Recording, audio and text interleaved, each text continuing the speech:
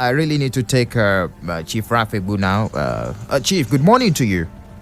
Yes, happy new month. Thank you very much, Chief. Happy new month to you. It's been a while. You're welcome, Chief, as a regular analyst on our program, The Platform. Good morning to you. Now, Chief, let's quickly go straight to the conversation this morning. Sheikh Gumi, that's a regular name, a recurring name in different tabloids, and some northern groups are of the opinion that Niger Delta militants got amnesty for their agitation. So it's a case of what is good for the goose is also good for the gander.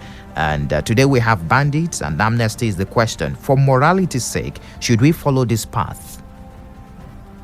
Well, you have defined it clearly. A question of what I will call equalizer or evening up. That shouldn't be the policy. The policy should be to address issues for what they are. Clearly, you didn't say militancy or some people making a freedom agitation in one form or the other. You are outright. We are dealing. Even the government is dealing with something that is clear. The government, in the controversy over what should be properly termed, is it terrorism, is it banditry, whichever one of them you use, is criminal in nature.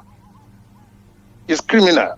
Okay. So as you are talking now, you and I and the vast majority of Nigerians cannot say clearly, we can lay on our hands on what the objectives are.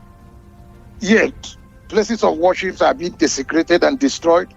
Then, the most important thing in any human society, which is human lives, are being destroyed on an hourly basis the way it is. So, you must look at issues for what, if it is banditry, then it must be treated with the right surgical operation that it requires. Yes, amnesty like Gumi and so forth are propagating is a way of solving problems, but it should be within a context. Like I said, what is in a name? When you see the Americans and the British fighting some other parts of the world and saying we must differentiate between terrorists, we must be insurgents, we must differentiate between freedom fighters, we must differentiate between civil rights protests and so on, it's for them to be able to apply the right remedy. Now, if they say, I had a governor say banditry is not a criminal, very illogical and extremely contradictory in terms. If you are a bandit harassing people with guns, you come out from the bush once in a while, you abduct people and you run into the bush, and it's extremely very criminal.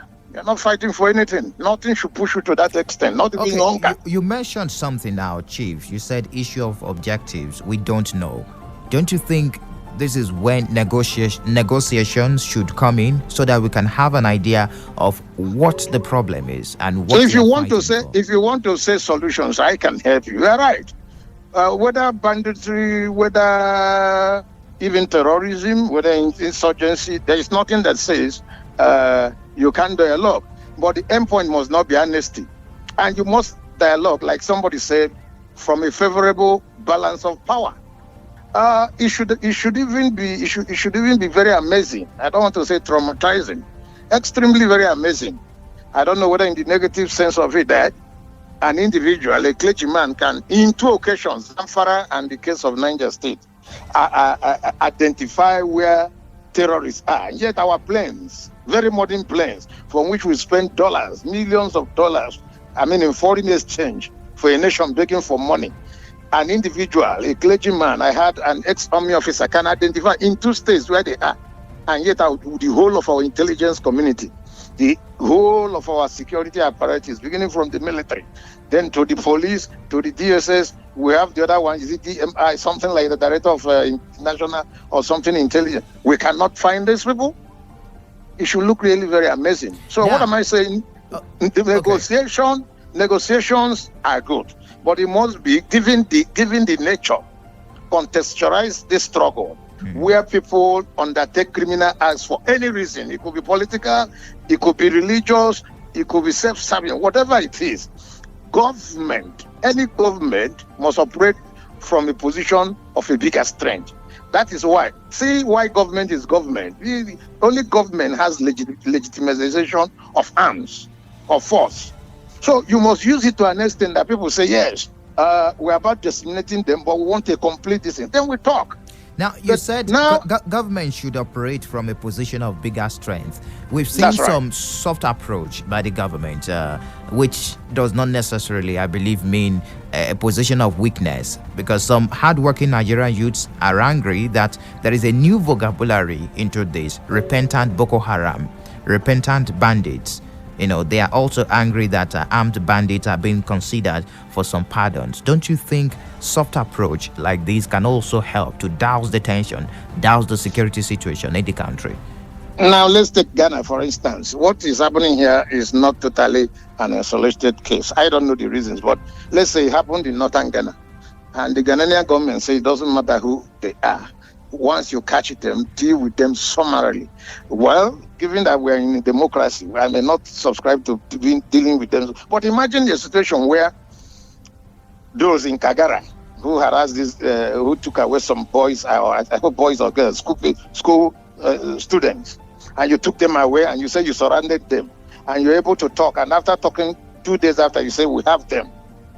Look at the reasons they gave. Then if it's like that, the whole nation, then at a point we say, okay, it's good to negotiate. That will make sense. If you say you want to negotiate today, given the context, I repeat, the context of what we're having, where will you start? Who is their leader? What do they want?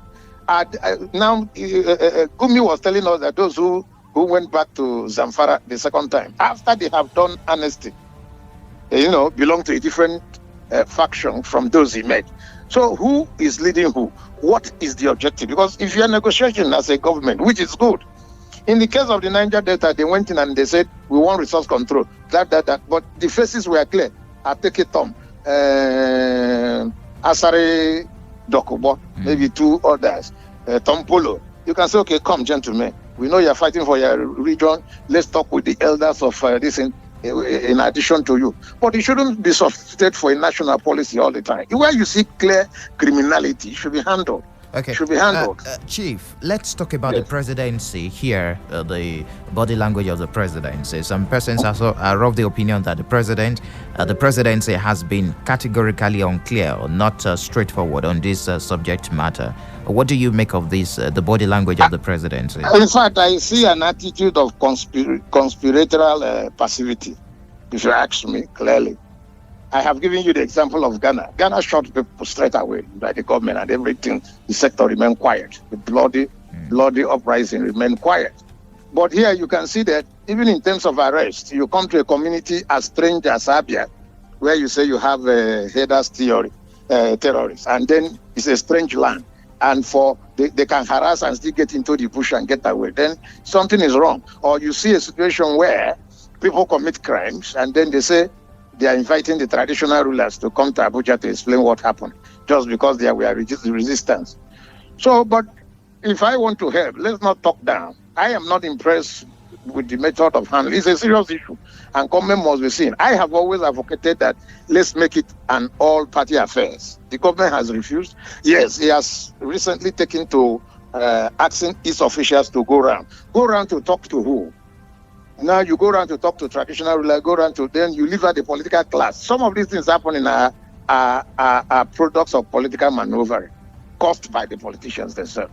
So I have always advocated that we require an all-party submit. Let the politicians talk to themselves. And for the first time, I agree that they will give Nigeria, our nation, peace. Then from there, they proceed. If it continues, you make it a national emergency situation. Bring in the people, galvanize the people as if we were in a war situation. Bring in the civilians. And then let us face it at once. Because when you see conspiracy of banditry and all that, terrorism, and like Abacha told us, if it lasts more than 1 month or two, something is wrong. So bring in everybody so that we can get information. We can face it. Bring in the governors, bring in the people. Let's make it a national emergency. And then I have always said, those they catch, what do they say? Those that are caught in the act, the few that have been caught, what have they told us? I'm yet to read that a set of Boko Haram something insurgents or those who are adopted, some of them were caught. Look at what they said. What did they say? Because we must know whether this thing is international conspiracy or some jihad is trying to provoke our nation. That will shape our nature of reaction. I'm not removing the economic aspect. All these things you are hearing, police station and so on. Why are we not having a conversation? Why are we not having a conversation? All right, Chief. I will have to let you go now because of our time, but I do really appreciate your analysis this morning, Chief Ralph Thank you, Egbu, Mike. as Thank usual. you. Thank you very much, public Thank you, affairs Mike. commentator there. We do appreciate.